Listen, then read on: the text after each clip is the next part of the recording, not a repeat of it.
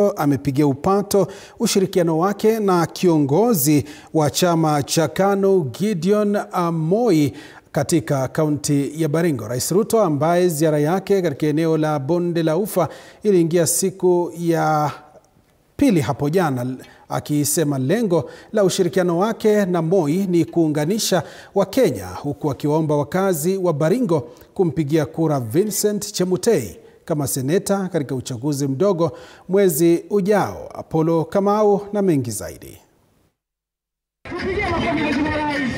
Ikiwa ni ziara yake ya kwanza baada ya handisheki yake na mwenyekiti wa KANU Gideon Moi, pamoja na kifo cha mshirika wake wa karibu katika serikali jumuishi marehemu Raila Odinga. Hebu nione salamu ya mheshimiwa wetu Rais wa Jamhuri ya Kenya. Rais William Ruto alikuwa mwepesi kupigia upato ushirikiano wake na Moi, hasa kwa wafuasi wa Gideon, baada yake kujiondoa kwenye uchaguzi mdogo wa useneta wa Baringo. Rais akiashiria mabadiliko serikalini kumkaribisha Gideon kwenye serikali jumuishi. Si mimi niliita ndugu yangu Gideon, nikamwambia wewe ni mtu ya rika yangu, si ndio? Tuko pamoja.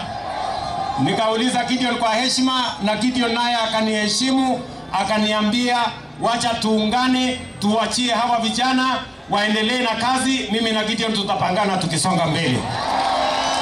Hiyo ni sawa ama si sawa bwana?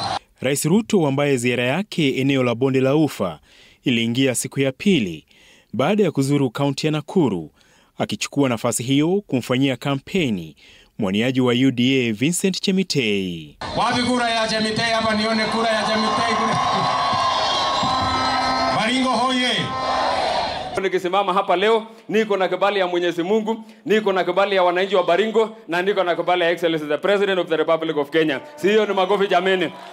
Baringa manyalmuran hoye. Rais Ruto vilevile akionya wakazi wa Baringo ambao bado wanamiliki silaha kurejesha kwa serikali au wachukuliwe hatua.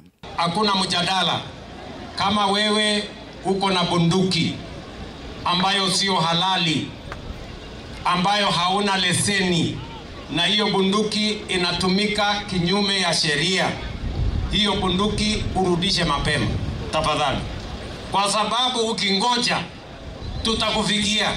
Tayari sasa tumechukua bunduki 602, Your Excellency. Kwa Baringo alone tumechukua 170 guns, Your Excellency. Na hiyo ni kona moja tu, hatujakuja kona hii yote. Viongozi walioandamana na rais wakipigia debe Ruto kuchaguliwa tena mwaka 2027 katika ziara ambayo rais alikagua mradi wa nyumba za bei nafuu wa Marigat na barabara ya Marigat hadi Mochongoi. Apollo Kamau, TV47.